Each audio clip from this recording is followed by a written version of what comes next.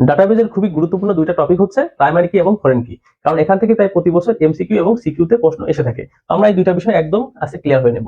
তো প্রাইমারি কি হচ্ছে একটা ফিল্ড, যে ফিল্ডের মাধ্যমে আমরা একটা টেবিলে যে ডাটা রোগুলো থাকে সেগুলোকে আমরা আলাদা আলাদা ভাবে চিনতে পারি। তো এখানে দেখো দুইটা ফিল্ড আছে, একটা এনআইডি এবং একটা নেম। এখন পরীক্ষা প্রশ্ন হতে পারে যে এখানে কোনটি প্রাইমারি কি ফিল্ড। তো প্রাইমারি কি ফিল্ড হবে সেই ফিল্ড যে ফিল্ডটা দ্বারা এই রোগুলাকে আলাদা আলাদা ভাবে চেনা যায়।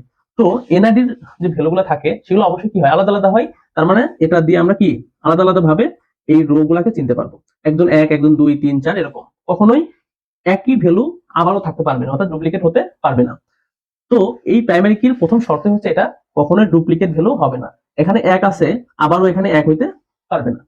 সো নেম কিন্তু একই হইতে পারে, যে একজন রহিম আর একজন রহিমও থাকতে পারে।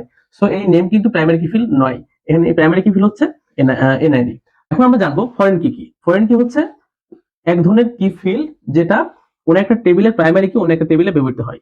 তো এখানে দেখো এনআইডি যেটা এই টেবিলে কি প্রাইমারি কি, তো কোন একটা টেবিলের প্রাইমারি কি যদি অন্য একটা টেবিলে ব্যবহৃত হয় তাহলে সেটা হবে কি ফরেন কি। সো এই টেবিলে ফরেন কি হচ্ছে এনআইডি।